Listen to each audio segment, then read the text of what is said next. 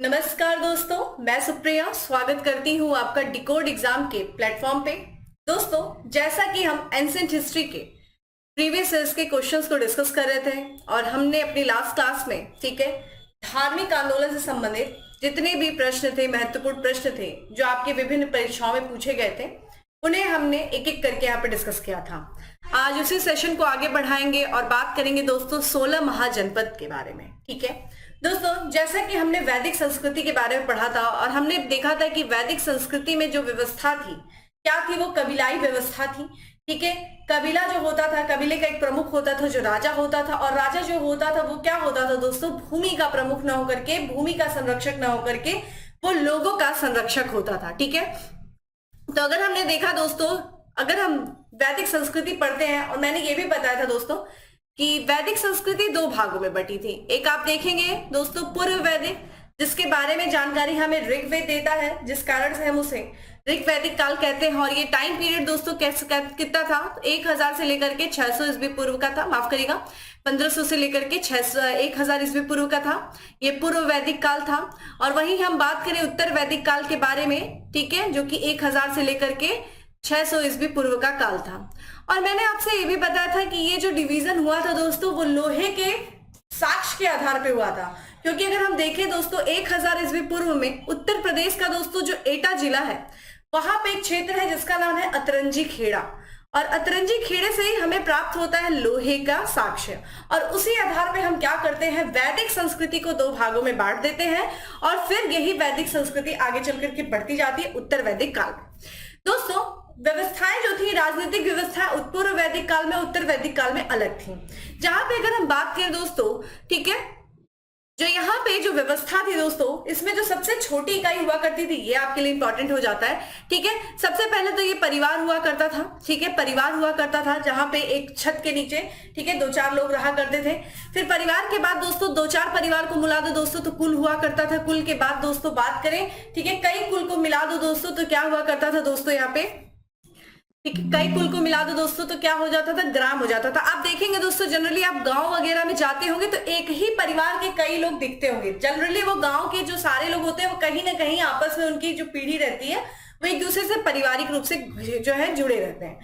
कई ग्राम मिलकर के दोस्तों क्या करते थे, विश्व बनाते थे। ठीक है, जिसका प्रमुख कौन होता था दोस्तों, विश्वपति होता था। अभी आप सोच रहे होंगे मैम ये क्यों बता रही है, मैं रीजन बताऊंगी मैं क्यों बता रही हूँ। महाजनपद काल में आपको जो है क्वेश्चंस आएंगे, तो बेसिकली हमें जानना चाहिए महाजनपद का उदय कैसे हुआ, ये जो 16 महाजनपद थे वो किस तरीके से बने, तो वही हम थोड़ा सा इंट्रोडक्शन आपको देने की कोशिश कर रहे हैं। विश्व की बात करें दोस्तों, विश्व के बाद जो सबसे जो है कहते हैं सर्वोच्च इकाई होती थी, वो जन होती थी।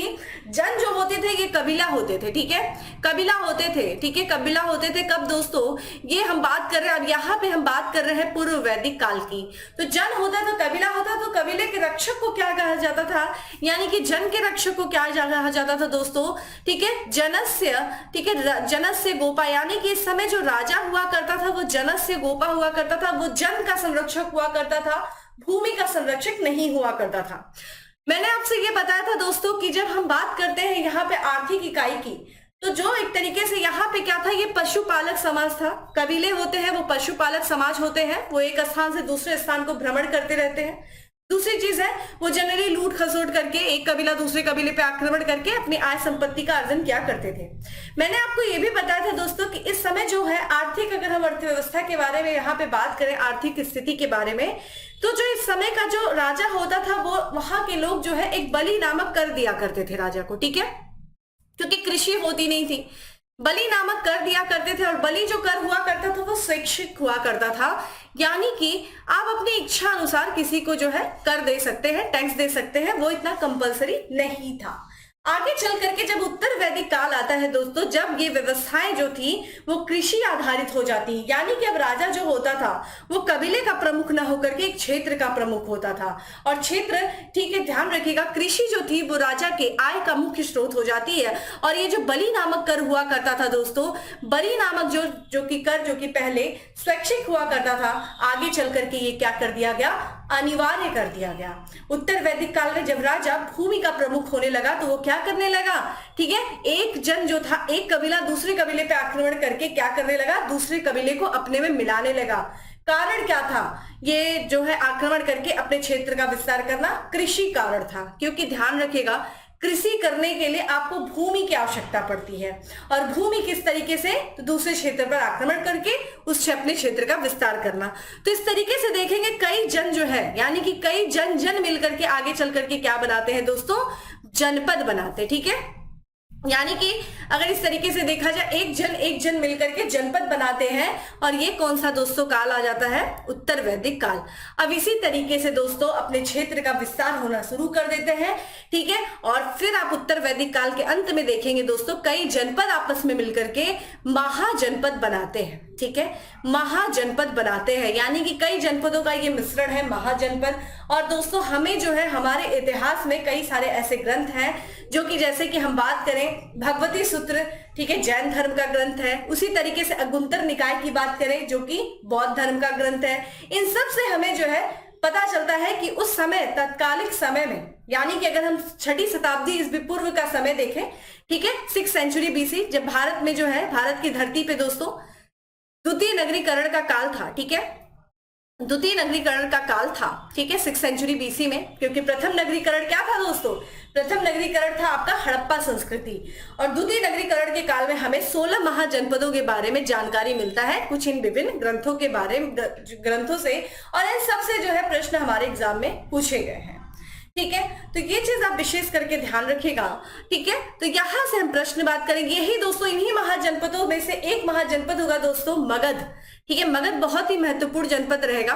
मगध की बात करें दोस्तों, देखिए महत्वपूर्ण जनपदों में से बहुत 16 महाजनपद है, जिसमें अवंती बहुत महत्वपूर्ण होगा, मगध बहुत महत्वपूर्ण होगा, कौशल बहुत महत्वपूर्ण होगा। ठीक है, तो ये सब महाजनपद बहुत महत्वपूर्ण रहते हैं। लेकिन मगध जो है दोस्तों आगे चल करके एक राज्य का विस्तार करेगा। ठीक है, और यही राज्य आगे चल करके जब आप मगध काल देखेंगे दोस्तों, ठीक है, 3री शताब्दी ईस्वी पूर्व में, यही जो है मगध आगे चल करके राज्य से साम्राज्य का निर्माण करेगा। ठीक है, मगध महाजनपद। तो हम बात करेंगे आने वाले सेशन में कि वो कौन सी परिस्थितियां थी, वो कौन से कारण थे जो मगध को एक साम्राज्य की नींव रखने में उन्हें सफल बनाते हैं। क्योंकि हम अगले सेशन में बात करेंगे, आज हम बात करेंगे इन 16 महाजनपदों से संबंधित क्या प्रश्न पूछे गए हैं आपके एग्जाम में। इन 16 महाजनपदों की थोड़ा सा लोकेशन जानने की कोशिश करेंगे। ध्यान रखिएगा दोस्तों, इन 16 महाजनपदों को जानने के लिए आपको मैपिंग अच्छे से आनी चाहिए, आपको पता होना चाहिए कि ये कहाँ पे है, किस जगह पे है। ठीक है, तो यहां से आप देखिए मैं थोड़ा सा इंट्रोडक्शन आपको देने का प्रयास की हूं। बाकी आपको इन डिटेल जाना हो तो प्लीज मैं ये कहना चाहूंगी कि क्लास को जो है पूरी तरीके से जो बताया गया क्लास में वो ज्वाइन कर लीजिए। चलिए अब आगे बढ़ते हैं और प्रश्नों की तरफ बढ़ते हैं। और देखिए यहाँ पे सबसे पहला प्रश्न आया है, भारत के प्राचीनतम प्राप्त सिक्के थे। ठीक है, सबसे पहला इंपॉर्टेंट चीज, तो प्राचीनतम प्राप्त जो सिक्के थे वो क्या थे। ठीक है, और वो सिक्के किस धातु के बने थे, प्रश्न ये पूछा जा रहा है। यूपीपीसीएस में आया था, जीआईसी के एग्जाम में 2010 में आया था। और ध्यान रखिएगा, थोड़ा सा मैं इंट्रोडक्शन देना चाहूंगी आपको यहाँ पे। देखिए सबसे इंपॉर्टेंट चीज है, ठीक है, जो प्राचीनतम साक्ष्य सिक्के थे, आंसर पे आ जाते हैं दोस्तों, चांदी के बने थे। ठीक है, प्राचीनतम साक्ष्य सिक्के। सबसे पहली चीज है, देखिए सिक्कों के अध्ययन को क्या कहा जाता है। सबसे पहला चीज तो आपसे ये भी पूछा जा सकता है, मुद्रा शास्त्र। ठीक है, मुद्रा शास्त्र कहा जाता है जो आप सिक्के वगैरह होते हैं जब उनको आप अध्ययन करते हैं उनको मुद्रा शास्त्र, और इंग्लिश में इसे न्यूमिस्मैटिक कहा जाता है। क्या कहा जाता है दोस्तों, न्यूमिस्मैटिक कहा जाता है। ठीक है, अगर हम बात करें मुद्रा शास्त्र के जनक किसे कहा जाता है, ठीक है, फादर ऑफ न्यूमिस्मैटिक किसे कहा जाता है, तो ये देखिए ध्यान रखिएगा, जेम्स प्रिंसेप को कहा जाता है। ठीक है, जेम्स प्रिंसेप को जो है मुद्रा शास्त्र का जनक कहा जाता है। अगर हम बात करें हमारे जो है आरंभिक मुद्रा कौन सी थी, ठीक है, जो प्रचलन में सबसे पहली मुद्रा दोस्तों जो आई थी वो कौन सी थी, आपसे भी पूछा जा सकता है, तो उसे पंचमार्क कॉइन कहते हैं। ठीक है, जिसे हम कहते हैं आहत सिक्का। ठीक है, आहत सिक्का, आहत सिक्का, आहत मतलब किसी चीज को पंच करके कोई निशान बना करके, ठीक है, उनको जो है सिक्के के रूप में इस्तेमाल करना। बाकी अगर हम देखें दोस्तों, पहले जो है सिक्कों के प्रचलन के पहले हमें ये बात तो पता है कि बार्टर सिस्टम का यूज हुआ करता था। बार्टर सिस्टम जो है उस समय प्रचलन में था, यानी कि वस्तु विनिमय प्रणाली प्रचलन में थी। और फिर आगे चल करके लगभग 6वीं शताब्दी ईस्वी पूर्व में सिक्कों का प्रचलन आता है। ठीक है, और आहत सिक्के रहते हैं। आहत मतलब आकृति बना देना, आहत कर देना, पंच कर देना। अब ये पंच मार्क में पूछा जाता है कि भाई कौन से चिन्ह थे, ये भी आपसे पूछा जा सकता है। तो ज्यादातर ज्यादातर ध्यान रखिएगा जो पूछा जाता है दोस्तों, इसमें कौन कौन से चिन्ह इसमें आहत थे, जैसे कि इसमें मछली बनी हुआ करती थी, ठीक है, मछली बनी थी, पहाड़ की आकृति बना किया करती थी, ठीक है। इसके बाद देखें तो हाथी थी, ठीक है, पेड़ हुआ करते थे, और सबसे इंपॉर्टेंट चीज है इसमें अर्धचंद्रमा, अर्धचंद्रमा ये एग्जाम में पूछा गया है, अर्धचंद्रमा की आकृति बना करती थी, ठीक है। और ये सिक्के जो ज्यादातर किसके बने होते थे दोस्तों, ये सिक्के ज्यादातर चांदी के बने होते थे, ठीक है, चांदी के बने होते थे ये सिक्के, ठीक है, ये ध्यान रखिएगा। तांबे के थे दोस्तों, तांबे तो हम पता ही है, तांबा जो है हमारी सबसे पहली जो धातु थी, मानव ने जो सबसे पहले धातु की खोज की थी वो तांबा थी। ताम्र प्रसार संस्कृति के बारे में हम लोगों ने पहले ही बात कर लिया, और हम जानते हैं दोस्तों आगे चल करके मानव जो है विकास के क्रम में कई सारे धातुओं को मिला करके एक नई धातु बनाता था, जिसमें से हम लोगों ने हड़प्पा सभ्यता में पढ़ा, जिसे हम कांस्य युगीन सभ्यता कहते हैं। कांस्य युगीन यानी कि तांबे को टीन के साथ मिला करके क्या बनाया जाता था, ठीक है, कांसा बनाया जाता था, ठीक है। फिर आगे चल करके लोहे की खोज होगी, 16 महाजन, यहाँ पे जो है उत्तर वैदिक काल में लोहे की खोज ने बड़े बड़े साम्राज्यों को, ठीक है, साम्राज्यों के निर्माण में अपना महत्वपूर्ण भूमिका निभाया, ये हम देखेंगे। अगले प्रश्न की तरफ बढ़ते हैं। निम्न में से कौन सा सही सम्मिलित है? ये देखिए 16 महाजनपदों में से, ठीक है, कुछ जनपदों का नाम दिया हुआ है, इसमें से ये पूछा, एक तरफ जनपद है, ठीक है, महाजनपद है, एक तरफ उनकी राजधानी दी हुई है। प्रश्न आपसे ये पूछ रहा है कि इसमें से कौन सा सही नहीं है। आपके देखिए साइड में आपको एक 16 महाजनपदों के बारे में, ठीक है, एक लोकेशन दिया गया है, मैप दिया गया है। ये 16 महाजनपद जो है दोस्तों अपने राजधानी के साथ यहाँ पे जो है दिखाई गई हैं, ठीक है। ये 16 महाजनपद कौन थे, उनकी राजधानी क्या थी, यहाँ पे ये दिखाया गया है। तो यहाँ पे आप थोड़ा सा अच्छे से देख सकते हैं, ठीक है। तो आप बात करते हैं दोस्तों, यहाँ पे सबसे पहले जो बात करते हैं अंग की, ठीक है, अंग आपको दिखने को मिल रहा होगा दोस्तों यहाँ पे, ठीक है। ध्यान रखिएगा जो सबसे पूर्वी महाजनपद था दोस्तों वो अंग था, और ध्यान रखिएगा मगध ने सबसे पहले अंग पे ही आक्रमण करके मगध साम्राज्य में मिलाया था बिंबिसार के साथ। तो यहाँ पे जो है अंग, जो है अंग की राजधानी दोस्तों क्या दी हुई है, चंपा दी हुई है, बिल्कुल करेक्ट है, यहीं से आपको पता चल गया। ध्यान रखिएगा ये किस क्षेत्र में आपको अंग है। फिर यहाँ पे कौशल है दोस्तों, यहाँ पे देखिए कौशल की राजधानी क्या दी हुई है, कौशल जो है, कौशल की राजधानी, ठीक है, ये क्या दी हुई है, श्रावस्ती दी हुई है। क्या ये सही है, अहिछत्र है? ध्यान रखिएगा दोस्तों ये गलत है।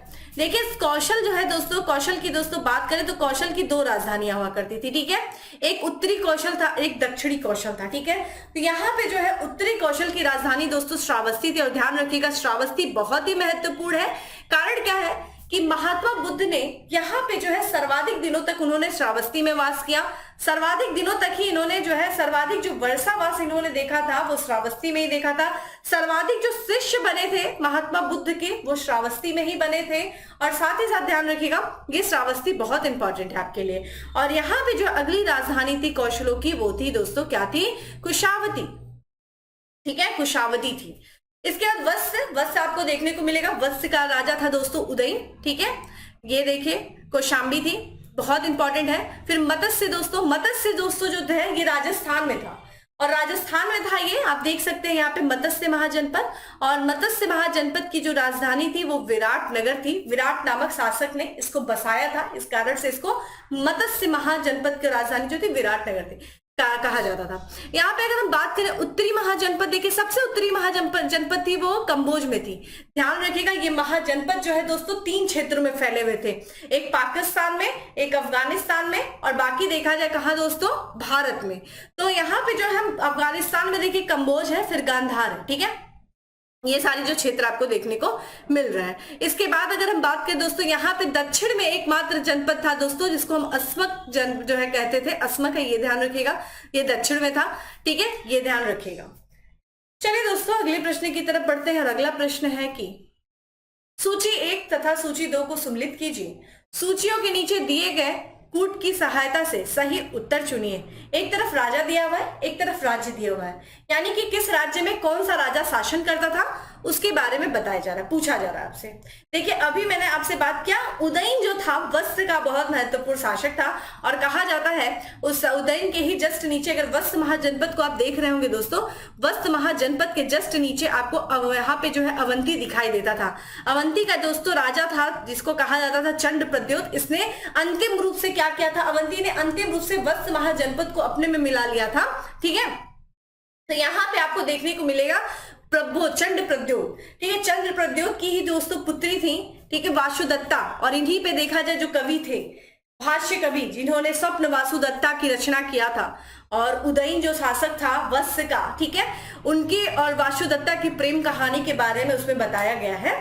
तो यहाँ पे जो प्रद्योत देखने को मिलते हैं दोस्तों, चंड प्रद्योत जिनको कहा जाता है, ठीक है, ये अवंती के राजा थे, ठीक है, कहाँ के थे दोस्तों, ये अवंती के राजा थे चंड प्रद्योत।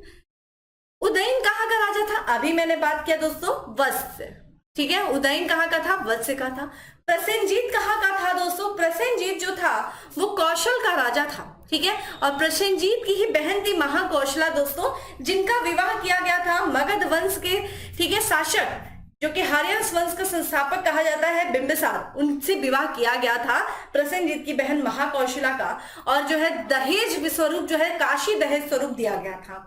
और यहाँ पे देखिए अजातशत्रु, बिंबिसार का ही पुत्र है दोस्तों अजातशत्रु, ठीक है, अजातशत्रु यहाँ का शासक था। तो क्या हम आंसर पे चल सकते हैं, बिल्कुल, यहाँ पे करेक्ट आंसर है 3-2, ठीक है, 4-1। तो 3-2-4-1 हमें देखने को मिल रहा है, बिल्कुल जी देखने को मिल रहा है, करेक्ट आंसर सी है, ठीक है। और यहाँ पे हम आगे आपको इसी तरह स्टोरी बताते रहेंगे, लेकिन बाकी मैं ये भी कहना चाहूंगी दोस्तों कि क्लास अटेंड करिए, आपको अच्छे से चीजें पता चलेंगी। अगला प्रश्न है कि यहाँ पे अभिलेखीय साक्ष्य से प्रकट होता है कि नंद राजा के आदेश से एक नहर खुदाई गई थी। देखिए, जब मगध साम्राज्य का उदय होता है तो मगध साम्राज्य की धरती पे कई सारे वंशों की स्थापना होती है, जिसमें जो प्रारंभिक वंश रहता है वो दोस्तों माना जाता है वो हर्यक वंश था, ठीक है, हर्यक वंश था, ठीक है, हर्यक वंश था। और उसके बाद देखा जाए दोस्तों तो कौन सा वंश आता है, उसके बाद शिशुनाग वंश आता है, ठीक है, शिशुनाग वंश आता है। उसके बाद कौन सा वंश आता है, नंद वंश आता है। उसके बाद कौन सा वंश आता है, मौर्य वंश आता है। दोस्तों नंद वंश का जो शासक था, यानी कि जिसने नंद वंश की स्थापना की थी दोस्तों, वो था महापद्मनंद, ठीक है, महापद्मनंद। और महापद्मनंद ने अपने साम्राज्य विस्तार के क्रम में कलिंग पर आक्रमण किया था। कहां पे दोस्तों, कलिंग। और कलिंग क्या है दोस्तों, जो वर्तमान का उड़ीसा है, उड़ीसा राज्य को प्राचीन काल में कलिंग कहा जाता था। और कलिंग पर आक्रमण किया। और ये जानकारी हमें कहां से मिलती है दोस्तों, कलिंग पर आक्रमण किया गया था नंद शासक महापद्मनंद के द्वारा। ये कलिंग का शासक था दोस्तों खारवेल, खारवेल। और खारवेल का एक अभिलेख है दोस्तों जिसे हम कहते हैं हाथी गुम्फा अभिलेख, ठीक है, हाथी गुम्फा अभिलेख है, ठीक है, जो कि नहर निर्माण का प्रथम अभिलेखीय साक्ष्य कहा जाता है, हाथी गुम्फा अभिलेख, ठीक है। और इसी अभिलेख में ये बात कही गई कि भाई जो नंद राजा है उसने जो है कलिंग पर आक्रमण किया। वहां पे एक जीनसेन की प्रतिमा थी, उस जीनसेन की प्रतिमा को लेके चला गया और कलिंग में एक नहर का जो है क्या किया, निर्माण करवाया, ठीक है। तो ये ध्यान रखिएगा दोस्तों। तो यह जो है खारवेल का जो हाथी गुम्फा अभिलेख है दोस्तों, यह ध्यान रखिएगा ये किस राजा का है, राजा खारवेल का है। और इस हाथी गुम्फा अभिलेख से क्या मिलता है, नहर निर्माण और जो है नंद वंश का ये उल्लेख करने वाला क्या है दोस्तों, प्राचीनतम अभिलेख है। यानी कि नहर खुदवाने का और नंद वंश के बारे में जानकारी देने वाला प्राचीनतम अभिलेख क्या है, वो है हाथी गुम्फा अभिलेख है। वहीं हम बात करें दोस्तों भारतवर्ष का जो प्रथम उल्लेख किया गया है, आपसे ये भी ध्यान रखिएगा कि भारतवर्ष जो हम बोलते हैं उसका प्रथम उल्लेख जो किया गया है वो इसी हाथी गुम्फा अभिलेख में किया गया है, ठीक है। और ये महत्वपूर्ण जानकारी बहुत ही जरूरी है, हाथी गुम्फा अभिलेख। अभिलेख से संबंधित प्रश्न आपके एग्जाम में पूछे जाते हैं। अगला है, ठीक है, पाटलिपुत्र के संस्थापक थे। तो पाटलिपुत्र का दोस्तों संस्थापक कौन था, उदयन है, बिंबिसार है, अशोक है या फिर महापद्मनंद है, ठीक है। दोस्तों पाटलिपुत्र जिसकी हम बात करते हैं दोस्तों यहाँ पे, तो उसको जो माना जाता है दोस्तों उदयन को माना जाता है। देखिए उदयन के जो पिता थे जिसे हम अजातशत्रु, देखिए हर्यक वंश है, ध्यान रखिएगा, हर्यक वंश है, बिंबिसार है, ठीक है, क्रम ध्यान रखिए, बिंबिसार है, फिर अजातशत्रु है, ठीक है, अजातशत्रु है, ठीक है, अजातशत्रु है, और फिर उदयन है, उदयन है, ठीक है। यहाँ पे हम बात करें दोस्तों, अजात शत्रु ने जो है पाटलिपुत्र की पहचान की थी। अगर आपसे ये पूछ दिया जाए कि पाटलिपुत्र को एज ए राजधानी बनाने के लिए पहचान किसके द्वारा की गई थी, तो अजात शत्रु के द्वारा किया गया था। लेकिन उसका स्थापना करके उसको अपनी राजधानी जो बनाया गया उसके पुत्र यानी कि उदयन के द्वारा बनाया गया। ठीक है, अगर हम बात करते हैं उदयन के बारे में दोस्तों, तो इसे उदयभद्र भी कहा जाता है। क्या कहा जाता है दोस्तों? उदयभद्र भी कहा जाता है। और ध्यान रखिएगा, हर्यक वंश को पितृहंता वंश भी कहा जाता है, क्योंकि यहाँ पे जो शासक थे वो अपने पिता की हत्या करके राजगद्दी को प्राप्त करते थे। जैसे कि अजात शत्रु ने बिंबिसार की हत्या की थी, उनको कैद करवाया था, उसी तरीके से अजात शत्रु को भी उसके पुत्र उदयन ने हत्या करके मगध की गद्दी को प्राप्त किया था।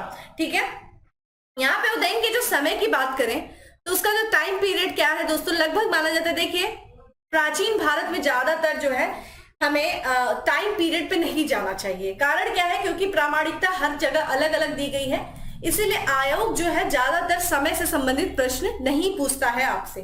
तो यहाँ पे उदयभद्र की बात करें जिसका टाइम पीरियड क्या है, 460 से लेकर के यहाँ पे 445 माना जाता है। और अगर हम हर्यक वंश की बात करें, हर्यक वंश की, तो इसका जो टाइम पीरियड है वो ध्यान रखिएगा, वो है 544 से लेकर के 400। ठीक है, 400 यहाँ पे 12 BC जो है माना जाता है।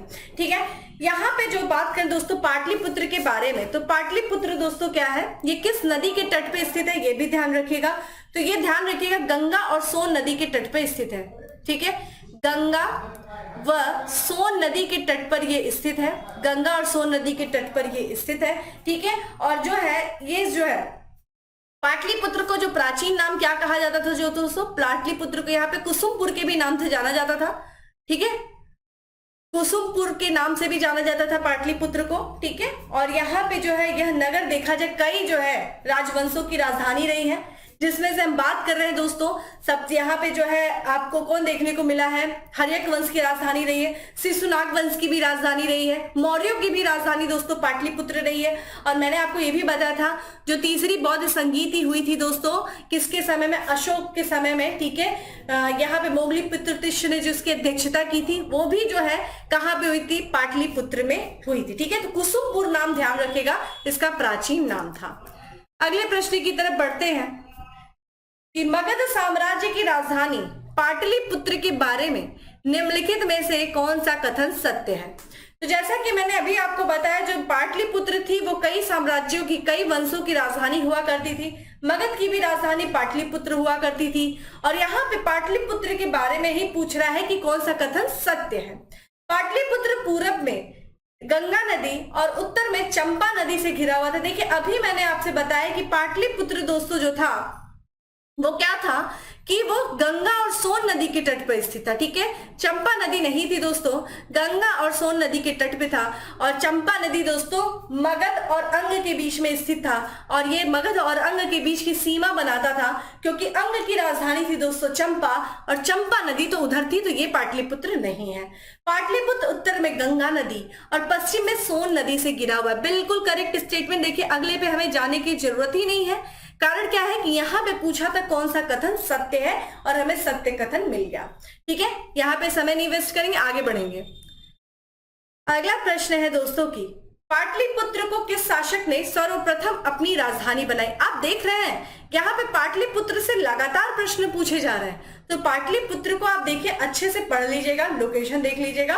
और सर्वप्रथम किस शासक ने अपनी राजधानी बनाई दोस्तों, अभी हमने बात किया था, चूंकि हर्यक वंश के जो संस्थापक था दोस्तों बिंबिसार का जो पौत्र था उदयन ने पाटलिपुत्र को प्रारंभिक राजधानी बनाई थी। लेकिन चूंकि यहाँ पे उसका नाम नहीं है, इसलिए हम सबसे पहले जाएंगे मौर्यों के बाद जाएंगे दोस्तों। और मौर्य वंश का जो संस्थापक है चंद्रगुप्त मौर्य, जिसने नंद वंश के अंतिम शासक धनानंद को पराजित करके, ठीक है, मगध की धरती पर मौर्य वंश की स्थापना की थी। और मौर्य वंश की स्थापना करके उसने अपनी जो राजधानी बनाई थी वो पाटलिपुत्र बनाया था सर्वप्रथम। ठीक है, तो चंद्रगुप्त मौर्य है दोस्तों। अशोक का भी राजधानी ये रहता है। यहाँ पे अगर हम बात करें दोस्तों, देखिए यहाँ पे चंद्रगुप्त विक्रमादित्य, देखिए गुप्त वंश का ये शासक है, चंद्रगुप्त द्वितीय विक्रमादित्य कहा जाता है इसे, क्योंकि विक्रमादित्य की उपाधि इसने धारण किया था। और दोस्तों विक्रमादित्य थे कौन? विक्रमादित्य ने शकों को पराजित किया था, इसीलिए इसने भी देखा जाए दोस्तों उज्जैन में शक रहा करते थे। ठीक है, उज्जैन जो क्षेत्र है दोस्तों अवंती में, अवंती की राजधानी थी उज्जैन, और उज्जैन में जो शक रहा करते थे उसमें एक रुद्रसेन तृतीय था, उसको जो है हरा करके, ठीक है, शकों को पराजित करके इन्होंने भारत के बाहर खदेड़ दिया था, जिस कारण से इनको क्या कहा जाता है दोस्तों? शकारी की उपाधि लिया इन्होंने, विक्रमादित्य कहा इन्होंने। और इन्होंने क्या किया? उज्जैन को अपनी दूसरी राजधानी बनाई, उज्जैन को अपनी दूसरी राजधानी बनाए, ठीक है, धार्मिक राजधानी। और कहा जाता है उज्जैन में जो महल था, जो इनकी राजधानी थी, इसी उज्जैन राजधानी में दोस्तों 9 रत्न रहा करते थे। 9 रत्न आपको पता है दोस्तों, कालिदास भी इन्हीं 9 रत्नों में से एक थे, ठीक है, जिन्होंने बहुत महत्वपूर्ण नाटक ग्रंथों की रचना किया था, और वो चंद्रगुप्त द्वितीय विक्रमादित्य के उज्जैन राजधानी में ही निवास किया करते थे। और अगर हम दोस्तों आपसे ये पूछ दे कि यहाँ पे किसकी जो है इनकी जो प्रारंभिक राजधानी, चूंकि हमने बात किया पाटलिपुत्र भी हुआ करती थी, यहाँ पे देखिए कनिष्क की बात कर लेते हैं दोस्तों। कनिष्क जो था वो था मौर्य उत्तर काल में जब बाहरी आक्रमण होते हैं तो उसमें जो कुषाण वंश आता है, उसी कुषाण वंश का ये महत्वपूर्ण शासक है कनिष्क। कनिष्क दोस्तों ध्यान रखिएगा, इसी के समय में चौथी बौद्ध संगीति हुई थी। कहां पे हुई थी? जम्मू कश्मीर के कुंडल ग्राम में हुई थी, ठीक है।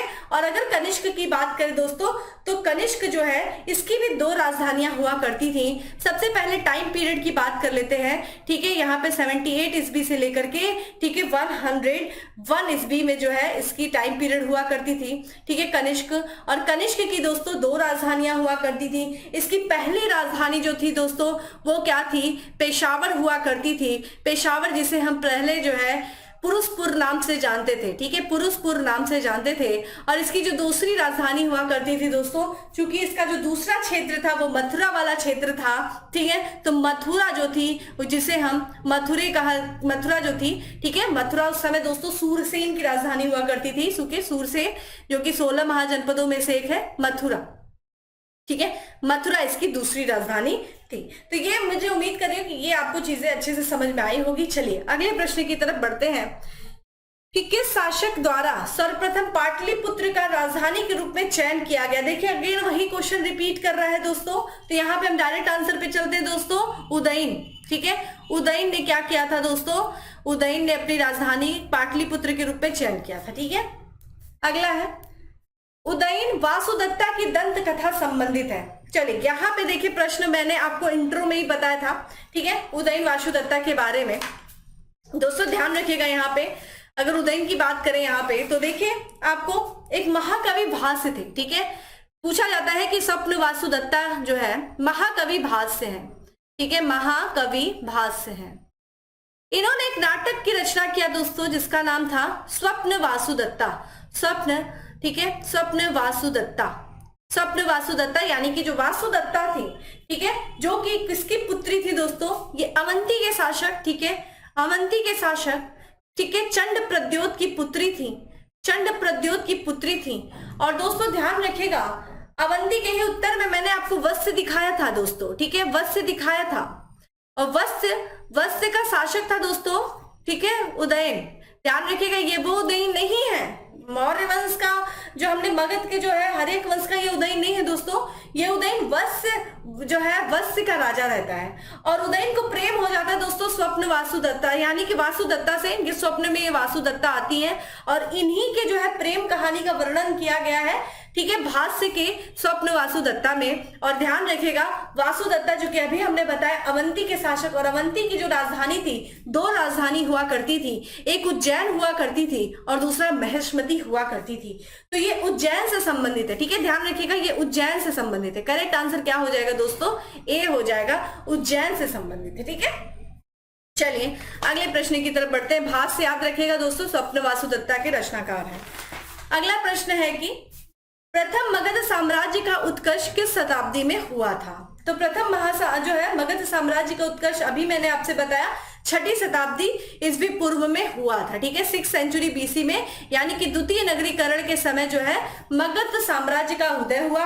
और यही आगे चल करके जो है, ठीक है, कई सारे जो है मगध साम्राज्य के अंतर्गत कई सारे वंशों का उदय होता है, ठीक है, ये ध्यान रखिएगा। जिसमें से हम हर्यक वंश से संबंधित बात करता है, शिशुनाग वंश से संबंधित बात करता है, फिर नंद वंश, फिर उसके बाद दोस्तों कौन आता है, मौर्य वंश, मोस्ट इंपॉर्टेंट।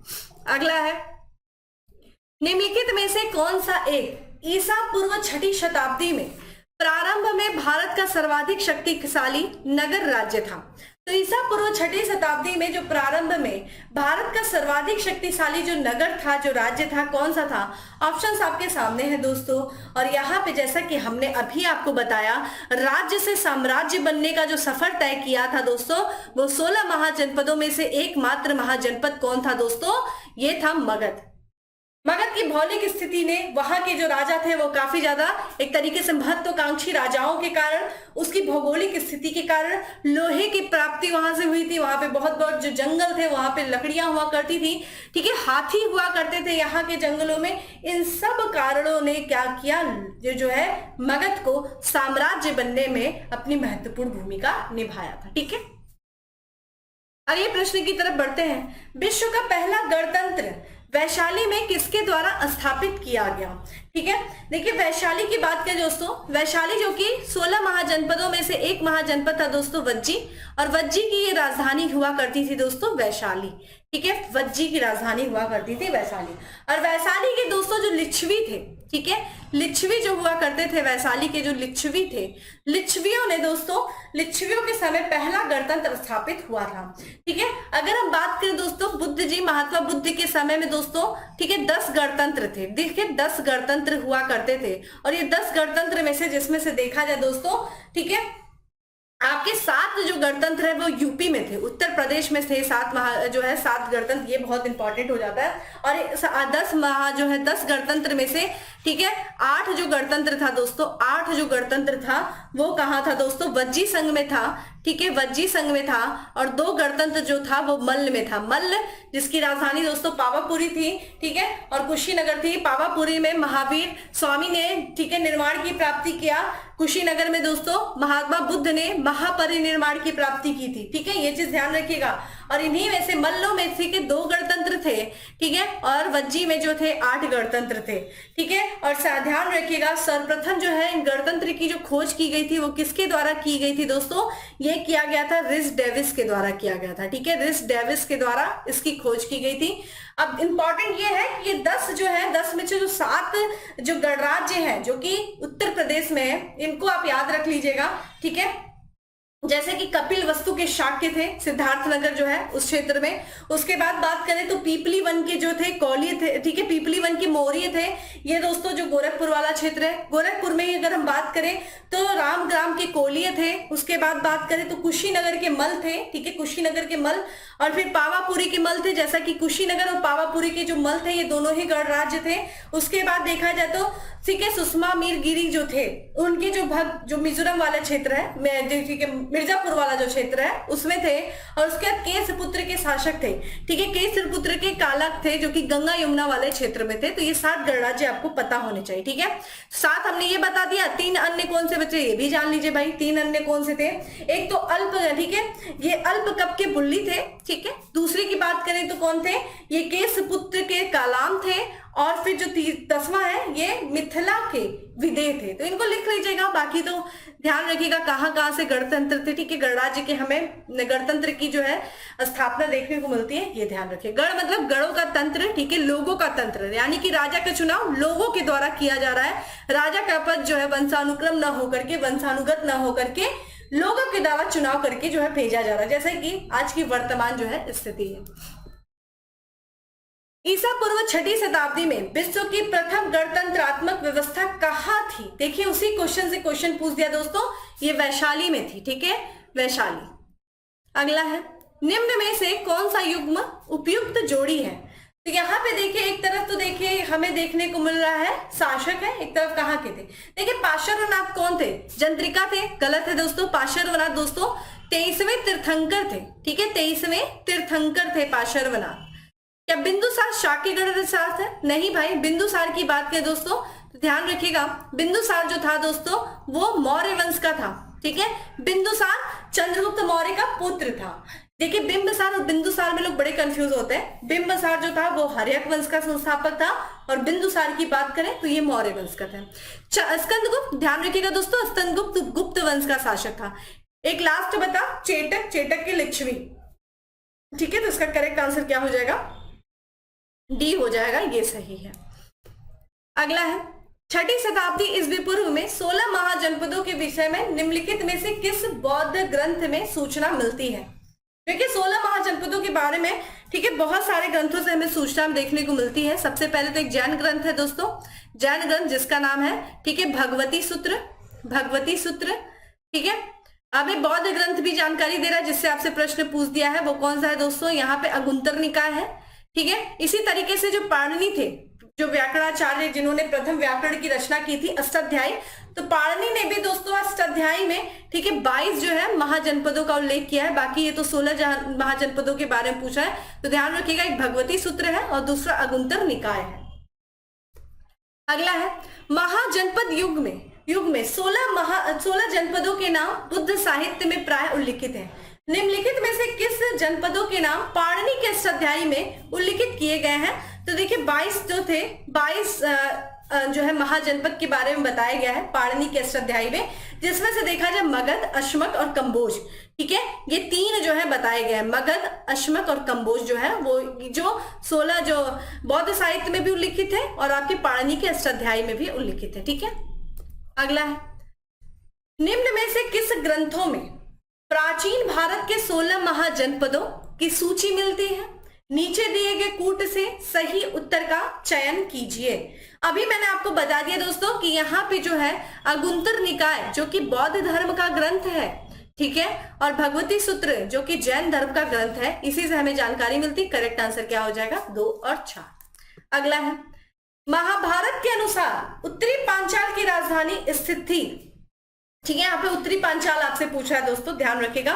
पांचाल देखिए जो आधुनिक का क्षेत्र है, रुहेलखंड वाला, बरेली बदायूं का जो क्षेत्र है दोस्तों उत्तर प्रदेश का, वहां पे जो है ये उत्तरी पांचाल थी। ठीक है, उत्तरी पांचाल। और ये देखा जाए उत्तरी पांचाल यानी कि दक्षिणी पांचाल भी होगा, तो गंगा नदी, ध्यान रखिएगा, गंगा नदी जो है, गंगा नदी, ठीक है, गंगा नदी इनको क्या करती थी? इनको 2 भागों में बांटती थी। ठीक है, उत्तरी पांचाल और दक्षिणी पांचाल। उत्तरी पांचाल की राजधानी जो थी दोस्तों अहिछत्र थी। ठीक है, अहिछत्र थी। वहीं अगर आपसे पूछ दिए भाई दक्षिणी जो है दक्षिणी पांचाल की राजधानी क्या थी, तो काम्पिल्य जो थी वो दक्षिणी पांचाल की राजधानी थी। ठीक है, अगर हम इसके बारे में कुछ और भी बातें करें तो दोस्तों जो आपने इत्र के नाम से शहर फेमस है दोस्तों, जिसको हम कन्नौज कहते हैं, कन्नौज जिसको जो है दोस्तों हम प्रारंभ में यानी कि प्राचीन नाम जो था कन्नौज का वो क्या था? वो कान्यकुब्ज था। ठीक है, कान्यकुब्ज था और ये प्राचीन नाम था दोस्तों किसका? कन्नौज का। और ये जो कन्नौज शहर था दोस्तों वो इसी जो है पांचाल में स्थित हुआ करता था। ठीक है, और इसी को हम किस नाम से जानते थे? महोदया नगर के भी नाम से जानते थे, महोदय नगर के भी नाम से जानते थे। ठीक है, अन्य राजधानी देखिए क्या है, यहाँ पे इंद्रप्रस्थ किसकी राजधानी थी दोस्तों? कुरु की राजधानी थी। यहाँ पे ये भी देख लीजिए इंद्रप्रस्थ जो है वो कुरु की राजधानी है, और कुरु और हस्तिनापुर, ठीक है, ये जो है इसकी राजधानी है। ठीक है, ये ध्यान रखिएगा। मथुरा जो राजधानी थी दोस्तों सूरसेन की राजधानी है। ठीक है, मथुरा जो राजधानी थी सूरसेन की राजधानी हुआ करती थी। ठीक है, अगला है 16 महाजनपदों के युग में मथुरा इनमें से किसकी राजधानी थी? अभी आगे देखिए, अभी मैंने आपसे बताया मथुरा जो राजधानी थी दोस्तों वो शूरसेन की राजधानी हुआ करती थी मथुरा। ठीक है, और यहाँ पे देखो दोस्तों एक शासन था दोस्तों। ठीक है, यहाँ पे जो शासक था, यहाँ पे जो वंश चलता था दोस्तों वो यदु वंश था। ठीक है, यदु वंश का शासन था। ठीक है, यदु वंश का शासन था और यहाँ का यदु वंश का शासक कौन था दोस्तों? कृष्ण जो थे वो यहाँ के शासक थे। अन्य की भी राजधानी देख लीजिए दोस्तों। वज्जी की राजधानी क्या थी? कौशाम्बी थी।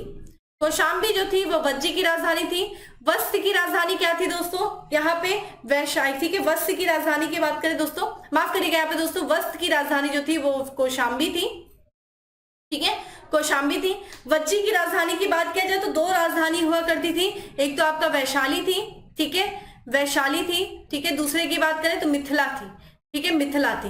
वहीं काशी की बात की जाए दोस्तों तो काशी आपको पता ही है, वाराणसी इसकी जो है राजधानी थी। वरुणा और अस्सी नदी के संगम पे बैठा है वाराणसी, और इसीलिए इसको वाराणसी कहा गया। ठीक है, वाराणसी।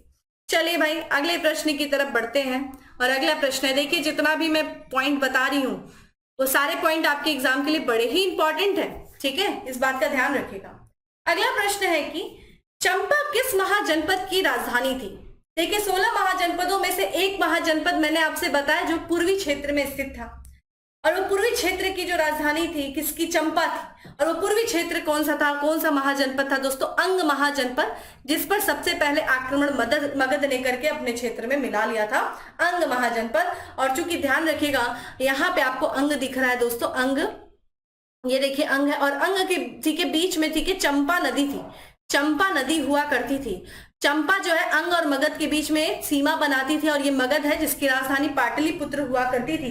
ठीक है, और ये अगर हम चंपा के बारे में दोस्तों बात कर लें, ठीक है, तो ये वर्तमान का जो भागलपुर वाला क्षेत्र है बिहार का, ठीक है, और क्या मुंगेर वाला जो जिला है बिहार का, भागलपुर मुंगेर जो क्षेत्र है वहां पे जो है ये चंपा है, अंग यानी कि अंग महाजनपद है। और यहाँ पे जो है चंपा को बात करें दोस्तों तो चंपा को पुराणों में, ठीक है, जो पुराण थे 18 पुराणों में क्या कहा जाता था दोस्तों? मालिनी कहा जाता था। ठीक है, मालिनी कहा जाता था। ठीक है, कहाँ पे दोस्तों? पुराणों में। ठीक है, और इसका जो निर्माण कार्य, जो इसका योजना किया, ठीक है, निर्माण योजना जो बनाई गई थी वो एक वास्तुकार था। ये भी एग्जाम में पूछा गया चंपा का। ठीक है, वास्तुकार कौन था दोस्तों वो ध्यान रखिएगा, ये महागोविंद था। ठीक है, वास्तुकार कौन था? महागोविंद था। ये भी आपके एग्जाम में पूछा गया है। ठीक है, चलिए अगले प्रश्न की तरफ बढ़ते हैं। 6वीं शताब्दी ईस्वी पूर्व में शुक्तिमती राजधानी थी। जब भी ये प्रश्न पूछे, जब भी इस तरह की आप चीजें देख रहे होंगे, महाजनपद अपने सामने मैप खोलिएगा और उस लोकेशन को देखिएगा जिस महाजनपद के बारे में पूछा जा रहा है। तो शुक्तिमती दोस्तों किसकी राजधानी थी? ध्यान रखिएगा, वो चेदी वंश की राजधानी थी शुक्तिमती। ठीक है, जो चेदी वंश था, यहाँ पे आप देख सकते हैं चेदी कहाँ था, तो ये ध्यान देखिए, आपको यहाँ पे देखने को मिलेगा दोस्तों चेदी। ठीक है, यहाँ पे अवंती और ठीक है वंश के देखिए मिडिल में आपको चेदी देखने को मिलेगा। ठीक है, अगर हम बात कर लेते हैं शुक्तिमती के बारे में भी दोस्तों, देखिए शुक्तिमती जिसे हम क्या कहते हैं दोस्तों? सोथिवती या फिर शुक्तिमती के भी नाम से जानते हैं, और ये आधुनिक जो बुंदेलखंड वाला क्षेत्र है दोस्तों वहां पे था। ठीक है, और यहाँ पे जो है महाभारत काल की बात करें दोस्तों तो यहाँ का जो शासक हुआ करता था वो शिशुपाल हुआ करता था महाभारत काल में, जिसकी हत्या किसने की थी दोस्तों? जिसका वध कृष्ण ने किया था। ठीक है, कृष्ण ने किया था। अगला है गोदावरी नदी के तट पे स्थित महाजनपद है। देखिए एकमात्र महाजनपद जो दक्षिण में, और दक्षिण की ही गंगा नदी है दोस्तों गोदावरी, जिसे दक्षिण की गंगा कहा जाता है। ठीक है, तो दक्षिण में एकमात्र महाजनपद है, कौन सा है? वो अस्मक है। ठीक है, तो अस्मक जो है वो गोदावरी नदी के तट पर स्थित है। ठीक है, और अगर हम इसकी राजधानी की बात करें तो पोतन या फिर जिसे हम पैठन के नाम से जानते हैं, इसकी राजधानी हुआ करती थी, और ये दक्षिण में अवस्थित था। ठीक है, चलिए भाई अगले प्रश्न की तरफ बढ़ते हैं। 6वीं शताब्दी ईस्वी पूर्व का मत्स्य महाजनपद स्थित है। देखिए सारे महाजनपदों की लोकेशन आपको पता होनी चाहिए, राजधानी पता होनी चाहिए, डायरेक्ट आपसे प्रश्न पूछा जा रहा है। तो ये जो देखिए मत्स्य महाजनपद, देखिए ध्यान रखिएगा, मत्स्य महाजनपद राजस्थान में था। ठीक है, राजस्थान में था, तो पश्चिमी उत्तर प्रदेश तो होगा नहीं दोस्तों। ठीक है, बुंदेलखंड तो राजस्थान में था, और मत्स्य महाजनपद की जो राजधानी हुआ करती थी, ठीक है, वो क्या थी दोस्तों? विराटनगर थी। ठीक है, विराट शासक ने बसाया था, इसलिए इसको विराटनगर कहा जाता था। ठीक है, मत्स्य महाजनपद, और इसका उल्लेख जो है मत्स्य महाजनपद का प्रारंभिक उल्लेख हमें मिलता है ऋग्वेद में। ये भी ध्यान रखिएगा, ऋग्वेद में इसका प्रारंभिक उल्लेख देखने को मिलता है। ठीक है, अगले प्रश्न की तरफ बढ़ते हैं। मगध की राजधानी कौन सी थी? जो प्रतिष्ठान थी वैशाली थी। देखिए ध्यान रखिएगा, मगध की जो प्रारंभिक राजधानी थी दोस्तों वो गिरिवृष थी। ठीक है, राजगृह। फिर उसके बाद दोस्तों ध्यान रखिएगा पाटलिपुत्र, इस तरह से राजधानी इनकी बनती चली गई थी। वैशाली भी राजधानी एक बार बनी थी। ठीक है, तो गिरिवृष, राजगृह। अगला है प्रारंभिक राजधानी आपसे पूछा है, निम्नलिखित में से कौन एक मगध साम्राज्य की राजधानी नहीं रही? देखिए यही क्वेश्चन आ गया। गिरिवृष भी थी, राजगृह बनी, फिर पाटलिपुत्र बनी, लेकिन कौशाम्बी जो थी वो कभी भी जो है मगध की राजधानी नहीं बनी थी। तो कौशाम्बी क्या हो जाएगा? इनकरेक्ट हो जाएगा, यानी कि डी इसका आंसर हो जाएगा। ठीक है, कौशाम्बी। कौशाम्बी तब किसकी राजधानी थी दोस्तों? वत्स की, ठीक है, वत्स राज्य की राजधानी थी, ध्यान रखिएगा, वत्स की राजधानी थी, जहां का शासक कौन था दोस्तों, उदयन था। और ये वर्तमान में जो प्रयागराज और बांदा वाला जिला है वहां पे ही ये स्थित था, ठीक है। और इसी का यही वत्स जो शासक था कौन सा, उदयन था। और अवंती के शासक चंद्रप्रद्योत के बीच में क्या हुआ था, संघर्ष हुआ था। अगला है प्राचीन श्रावस्ती नगर का विन्यास किस आकृति का है। भाई देखिए यहाँ पे श्रावस्ती नगर के बारे में पूछ दिया, ठीक है। श्रावस्ती जो कि किसकी राजधानी थी दोस्तों, श्रावस्ती कौशल की राजधानी थी, ठीक है, कौशल की राजधानी थी। और हमने आपसे बात किया था दोस्तों कौशल, ठीक है, कौशल जो कि सरयू नदी, ठीक है, ध्यान रखिएगा, जो कौशल है उसको जो सरयू नदी है, ठीक है, कौन सी नदी है दोस्तों, सरयू नदी कौशल को दो भागों में बांटती है, उत्तरी कौशल और दक्षिणी कौशल। उत्तरी कौशल की राजधानी दोस्तों श्रावस्ती है, वहीं दक्षिणी कौशल की बात करें, ठीक है, तो कुशावती है, ठीक है, अगर हम कुशावती। और वही आपसे प्रश्न पूछा है कि जो श्रावस्ती का नगर विन्यास है दोस्तों वो क्या है, तो वो ध्यान रखिएगा अर्धचंद्राकार है, ठीक है, अर्धचंद्राकार है। अगर हम इसकी कुछ अन्य बातों की बात करें, अन्य संबंधित चीजें, तो आधुनिक देखा जाए जो महेश क्षेत्र है दोस्तों, महेश क्षेत्र से पहचान की गई दोस्तों, सहेत महत आपने सुना होगा, महेश क्षेत्र से पहचान की गई है श्रावस्ती की, ठीक है। और ये जो है एक गांव है दोस्तों गोंडा में, यूपी के गोंडा में एक गांव है जिसको हम सहेत महत गांव से कहते हैं, उससे इसकी पहचान की गई है। और इसकी जो पहचान सबसे पहले की गई थी दोस्तों किसके द्वारा किया गया था, तो पुरातात्विक, ठीक है, इतिहास जो जनक कहे जाते हैं अलेक्जेंडर कनिंघम, ठीक है, ठीक है, यहाँ पे ध्यान रखिएगा अलेक्जेंडर, माफ करिएगा, अलेक्जेंडर कनिंघम, ठीक है, कनिंघम के द्वारा जो है कब किया गया था, 1861 में जो है 1861 में इसकी जो है खोज की गई थी, किसके द्वारा, अलेक्जेंडर कनिंघम के द्वारा। और इसका जो नगर विन्यास है दोस्तों वो अर्धचंद्राकार है। अगला है मगध के किस प्रारंभिक शासक ने राज्यारोहण के लिए अपने पिता की हत्या की एवं स्वयं इसी कारणवश अपने पुत्र द्वारा मारा गया। ये कौन था दोस्तों, ये था दोस्तों अजातशत्रु। करेक्ट आंसर क्या हो जाएगा, अजातशत्रु। अजातशत्रु दोस्तों हर्यक वंश के था, हर्यक वंश से था। और हर्यक वंश को दोस्तों पितृहंता वंश भी कहते हैं, यानी कि पिता की हत्या करके जिन शासकों ने अपनी राज्य गद्दी को प्राप्त किया वो पितृहंता वंश है। अजातशत्रु ने अपने पिता, ठीक है, बिंबिसार की हत्या की थी, ठीक है, किसकी हत्या की थी, बिंबिसार की हत्या की थी मगध की गद्दी को प्राप्त करने के लिए। ठीक उसी प्रकार उसके पुत्र उदयन ने अजातशत्रु की हत्या की थी, ठीक है, अपनी गद्दी को प्राप्त करने के लिए, ठीक है, ये ध्यान रखिएगा। अगला है अजातशत्रु के वंश का नाम क्या था, किस वंश का था, कई बार आपसे बता चुकी दोस्तों, अजातशत्रु के वंश का नाम क्या था दोस्तों, हर्यक वंश का था, ठीक है। मौर्य वंश का संस्थापक चंद्रगुप्त मौर्य था, चंद्रगुप्त मौर्य था।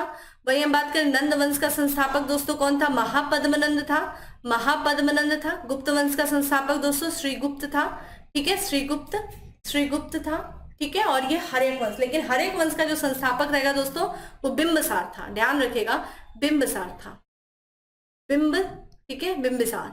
और अजातशत्रु के इस समय में दोस्तों दूसरी जो है बौद्ध संगीति भी हुई थी, ठीक है, ध्यान रखिएगा, दूसरी बौद्ध संगीति भी हुई थी, माफ करिएगा, पहली बौद्ध संगीति हुई थी, कालाशोक जो थी दूसरी में हुई थी।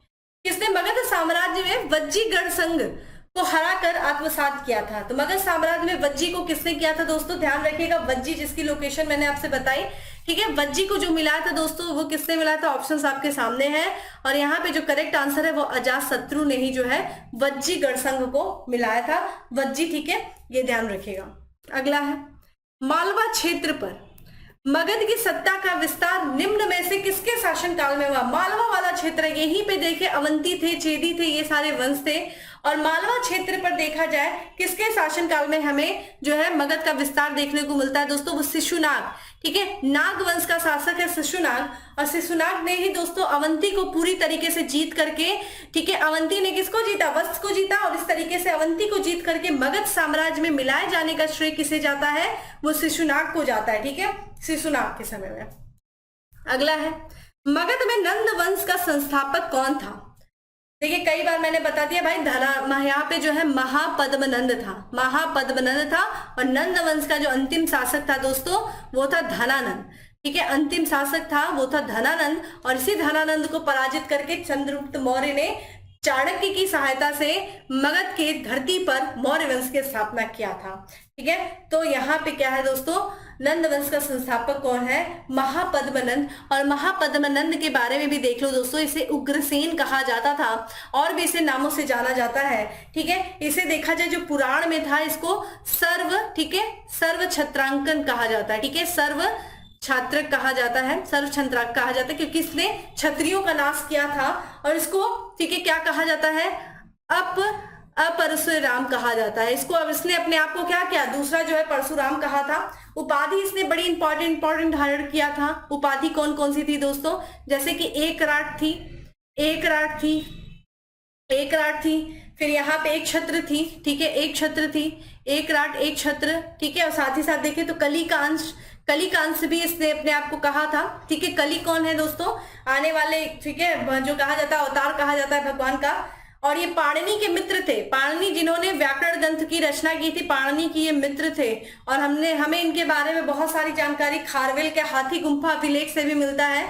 ये सब हमने प्रारंभ में ही पढ़ लिया था। ठीक है, अगला प्रश्न है कि मगध का कौन सा सम्राट, ठीक है, अपरशुराम, ठीक है, अपरो परशुराम के नाम से जाना जाता है, यानी कि दूसरे परशुराम, वो कौन था दोस्तों, महापद्मनंद था, महापद्मनंद। परशुराम ने कहा जाता है धरती पर से क्षत्रियों का नाश कर दिया था। ये भी अपने आप को मानता है कि भाई मैंने क्षत्रियों का नाश किया, इसीलिए इसने कौन सी उपाधि धारण की थी, सर्व छत्रांतक। ठीक है, इसने उपाधि धारण किया था। अगला है, नंद वंश के पश्चात मगध पर किस राज्य वंश ने शासन किया था।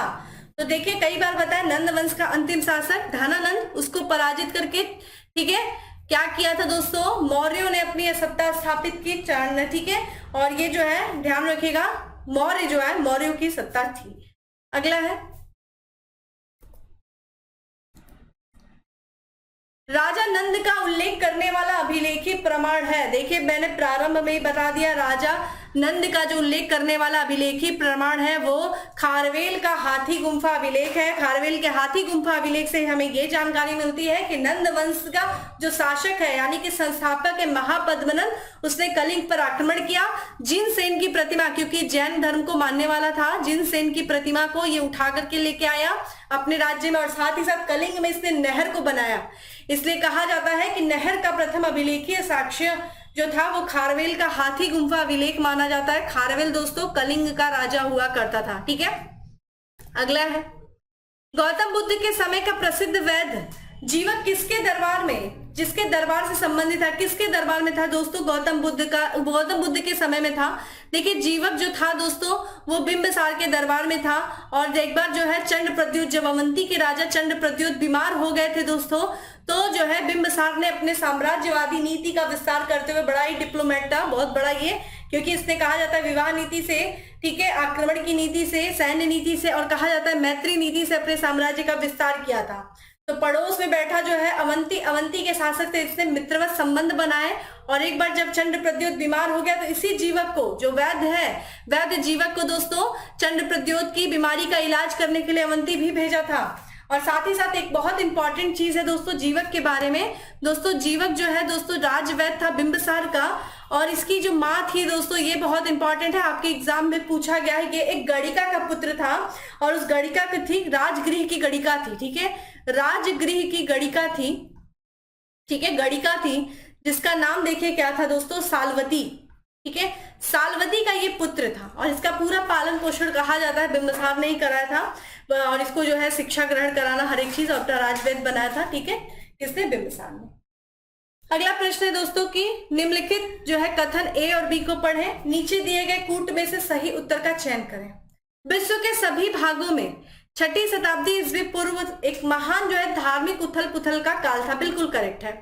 ठीक है, धार्मिक उथल पुथल का काल था, और वैदिक धर्म बहुत ही जटिल हो चुका था। बिल्कुल सही है दोस्तों। यहाँ पे अगर हम बात करें दोस्तों तो ये दोनों ही क्या है दोस्तों, सही है, क्योंकि देखे जाए हमने आपसे पहले भी बात किया था कि जब, ठीक है, वैदिक काल में, ठीक है, वैदिक धर्म में बहुत ज्यादा जब जटिलता आ जाती है, ठीक है, कर्मकांड का बहुत ज्यादा बढ़ावा हो जाता है, बहुत ज्यादा कर्मकांड होने लगते हैं, यज्ञ आहुति होने लगती है, ठीक है, तो वहां पे जो है एक क्या होता है, कुछ वर्गों के द्वारा इसको चुनौती दिया जाता है और फिर कुछ नए धर्मों का उदय होता है। तो ये जो है 6ठी शताब्दी का जो समय रहता है, ईसवी पूर्व का समय रहता है, ये धार्मिक उथल पुथल का समय हर तरफ हमें देखने को मिलता है। अगला है कालपी नगर किस नगर नदी के तट पर स्थित है दोस्तों? कालपी नगर की बात करें दोस्तों तो ये यमुना नदी के तट पर स्थित है कालपी, ठीक है, ये उत्तर प्रदेश के जालौन में, ठीक है, उत्तर प्रदेश का जो जालौन जिला है वहां पे है और इसका जो प्राचीन नाम है दोस्तों वो कालप्रिया था। ये कालप्रिया इसका प्राचीन नाम था। अगला है यहाँ पे सूची 1 को सूची 2 से सम्मिलित करना है। यहाँ पे एक तरफ जनपद दिए हुए हैं, एक तरफ उनकी राजधानी दी हुई है। चलिए जल्दी जल्दी लगाते हैं। अगर हम बात करें दोस्तों यहाँ पे कुरु की जो राजधानी थी ये थी इंद्रप्रस्थी, ठीक है। वही देखिए कौशल के बारे में हम लोगों ने बात किया। वत्स की राजधानी देखिए क्या थी दोस्तों, कौशाम्बी थी। यहाँ से हमें एक चीज मिला, देखिए एलिमिनेशन मेथड लगाइए। कुरु की राजधानी इंद्रप्रस्थ थी तो हमें 1 का क्या मिला, 4 मिला। तो इस तरीके से हम पहला निकाल दिए दोस्तों, देखिए पहला निकाल दिए क्योंकि पहले में 4 नहीं है। इससे हमने क्या किया दोस्तों, हमने क्या किया, तीसरा भी निकाल दिया, ठीक है, तीसरा भी निकाल दिया। फिर उसके बाद बात करते हैं दोस्तों, यहाँ पे हमारे सामने ऑप्शन बी एंड डी है। पांचाल की राजधानी दोस्तों क्या थी, ये ध्यान रखिएगा, पांचाल की राजधानी अहिछत्र थी, ठीक है। उत्तरी पांचाल और दक्षिणी पांचाल हमने बात किया था। पांचाल की जो राजधानी थी वो अहिछत्र थी, ठीक है।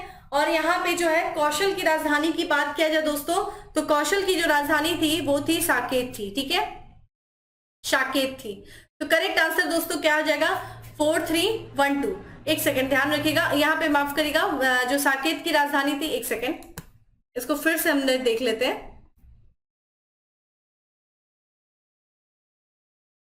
देखिए यहाँ पे हम बात करते हैं दोस्तों, जो करेक्ट आंसर है वो है, ध्यान रखिएगा 39 का जो करेक्ट आंसर है वो 4, 3, 1, 2 है। यानी कि कुरु की जो राजधानी थी वो थी दोस्तों अहिछत्र थी, ठीक है। फिर पांचाल की जो राजधानी थी, पांचाल की राजधानी क्या थी, माफ करिएगा, देखिए फिर से गलत कर दी थी मैं। यहाँ पे कुरु की जो राजधानी थी दोस्तों इंद्रप्रस्थ थी, पांचाल की जो राजधानी थी अहिछत्र थी, ठीक है। और अगर हम बात करें कौशल की जो राजधानी थी वो साकेत थी, वत्स की राजधानी कौशाम्बी थी, ठीक है। ये ध्यान रखिएगा, तो कंफ्यूजन हो जाता है कभी कभी, इतना लगातार बोलते बोलते माइंड भी थोड़ा सा ब्लॉक हो जाता है ना, समझ सकते हैं आप इस चीज को। अगला है दोस्तों, यहाँ पे फिर महाजनपद दिया है और राजधानी दिया है, मत्स्य महाजनपद जो कि राजस्थान में था। विराटनगर इसकी राजधानी थी, ठीक है, विराटनगर। कुरु की राजधानी इंद्रप्रस्थ थी, अभी हमने देखा। सूरसेन की राजधानी मथुरा थी। अश्मक की राजधानी पोतन थी। तो इसका आंसर क्या हो जाएगा, 3, 4, 1, 2। कहीं पे हमें देखने को मिल रहा है, हाँ जी देखने को मिल रहा है, करेक्ट आंसर इज सी है। अगला है, वर्तमान उत्तर प्रदेश में भारत के प्राचीनतम 16 महाजनपदों में से कुल कितने महाजनपद स्थित थे? मैंने आपसे बता दिया 16 महाजनपदों में से 8 महाजनपद जो थे वो उत्तर प्रदेश में स्थित थे। आपको ये बात पता होनी चाहिए कौन कौन से ये महाजनपद थे। एक तो कुरु, पांचाल, काशी, इससे तो ध्यान ही रखेगा। कुरु हो गया, पांचाल हो गया, ठीक है, काशी हो गया, काशी हो गया। और किसकी बात करें दोस्तों, यहाँ पे कौशल सूरसेन हो गया, ठीक है, कौन सी हो गई, कौशल हो गया, ठीक है, कौन सी, कौशल हो गया, कौशल हो गया। सूरसेन हो गया, ठीक है, सूरसेन जिसकी राजधानी मथुरा है, ठीक है, सूरसेन हो गया। यहाँ पे देखिए 5 हो गए। उसका चेदी, वत्समल, ठीक है, कौन से हो गए दोस्तों, चेदी हो गया, ठीक है, चेदी, वत्स्य हो गया और मल्ल हो गई। ये सब जो थे 16 महाजनपद में से 8 महाजनपद उत्तर प्रदेश में थे।